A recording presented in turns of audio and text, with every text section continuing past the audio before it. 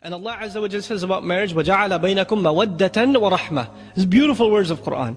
You will find these words applicable in all of your married lives, those of you that are married. Allah says He put between you, between the husband and wife, love, mawadda, and it's passionate love. Allah says mawadda wa rahma, and mercy.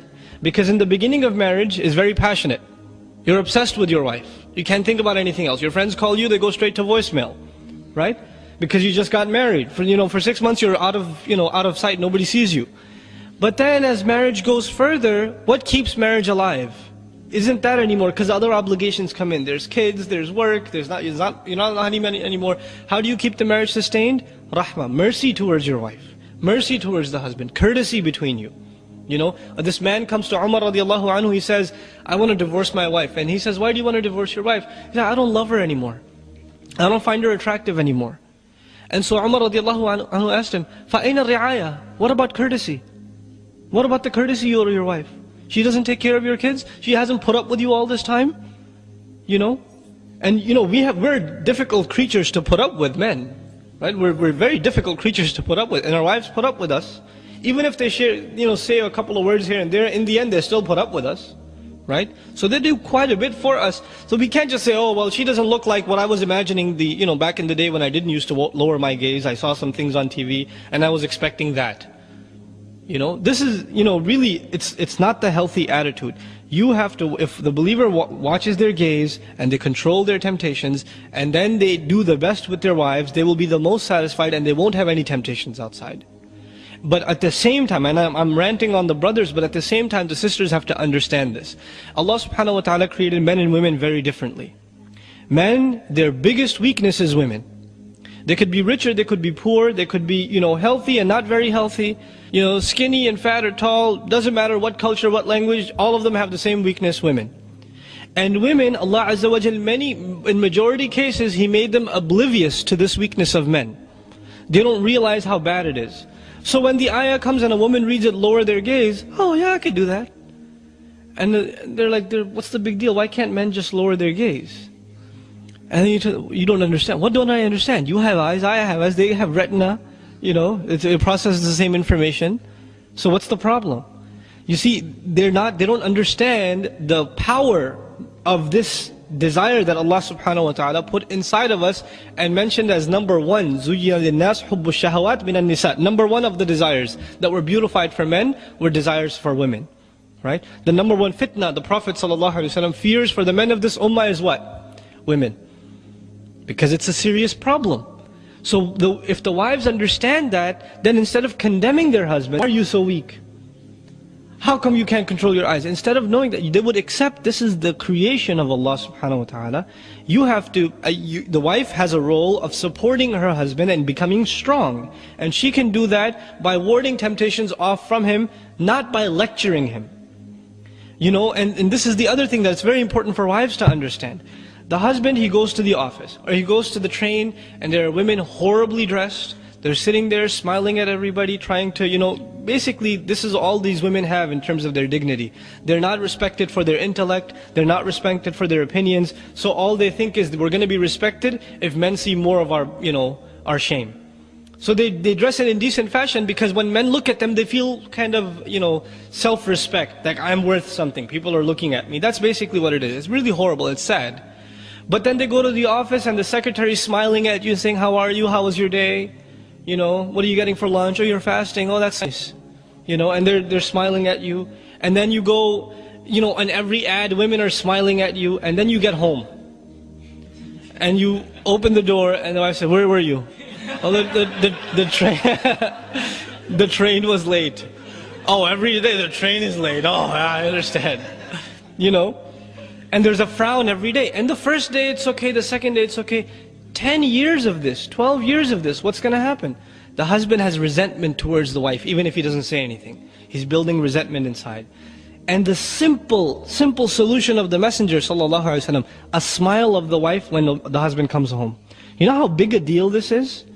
This is not a small thing. It stabs the husband when the husband comes home and the wife doesn't care. And he's very disturbed by that. He may not say something, but it really, really hurts husbands. And it hurts the relationship. And it comes out in weird ways. Now that they're hurt, they're kind of upset as they're having dinner. Oh, there's not enough salt in here. There's something wrong. And they're extra angry at the kids. They're frustrated. But the same scenario, the wife opens the door and she greets the husband with a smile. Just a smile, it's not expensive. But what happens? The rest of the night goes smoothly. The husband's in a good mood. He's talking to her. When he's talking to her, I don't want to talk right now, I have a headache. It's not going to happen. All started from where? Just one little act of the wife. These are simple solutions, but they're powerful solutions. And you don't take care of these solutions, and this baggage just keeps adding up and adding up and adding up, and that's where you get those statistics. Because the husband doesn't even want to look at the wife. She's just annoying. She just does this or that, right? So both sides have to understand, they have to take care of the other side. Instead of expecting from the other side, just make a goal for yourself to take care of the other side. This is إِلَّا عَلَىٰ أَزْوَاجِهِمْ. The only time they don't guard their privates is with their spouses. And this relationship is very strong. I don't even want to quote the hadith, even though quoting a hadith is a good thing, but I know the repercussions it can have in our community. Unfortunately, I don't personally, Allahu A'lam, I don't personally feel that Muslim families are mature enough to take a hadith and take it in a mature way. Usually they end up using Islamic texts as a weapon. You know what the Prophet said about the wife who doesn't take care of her husband's need at night? He said this. You should be ashamed of yourself. Well, she's really going to be nice to you now. It's not a contest. You should be more like the Sahabiyat, and she'd be like, you're no Sahabi yourself, That's how it's going to be. So if you want to make it a competition, you will never defeat women, not your mother, not your sister, not your wife. You will never defeat them in argument. Because what they can come up with, you didn't even think of from the back of your head. Right? Allah put this in them. They have the power of speech, psychological speech, psychologically effective speech. So you have to learn to deal with that. The other thing, another piece of advice, just in terms of harmony between husband and wife, is that, argumentation. Men seem to think everything can be solved by reasoning and logical evidences, right? And they forget that Allah subhanahu wa ta'ala didn't create women in this simple black and white fashion. Women are complicated creatures. When you get married, many of you will testify your wife is crying one day, and you ask her, why are you crying? She'll say, I don't know. I'll talk to you later about it. And you say, no, really, is this something I did? No, leave me alone. I don't know. And they really don't know sometimes. And if they do, it's too complicated for you to understand, so they'll say, you're not going to get it. Right? So they're complex creatures. And so you will learn this. When you're not married, you'll learn this with your mother, and you will learn this with your sister. You try to reason with them, you give them reasons for why you did something that disappointed them. They'll say, oh, so you know so much better, fine. Next time, I shouldn't argue with you because you're so smart. Right? And their feelings will be hurt. Who just lost that argument? You did. Because you tried to reason. The way you argue, or you want to make your point with women, what's the best way to make your point with women? It's not by argument. The best way to make a point with your wife, to make a point with your mother, is actually the sunnah of the Messenger sallallahu alaihi wasallam. One, mercy. Second, silence. Silence. You know how effective silence is for good believing wives? If the husband is silent, then she will say, what's the matter? Is there something I did? But if the husband talks back, man, she will talk back way better than you can. Right? She will come back with a better rebound than you ever thought it possible. But if you're silent, and if there's an ounce of goodness in her, she will come and say, maybe even if I don't think it was my fault, I'm sorry.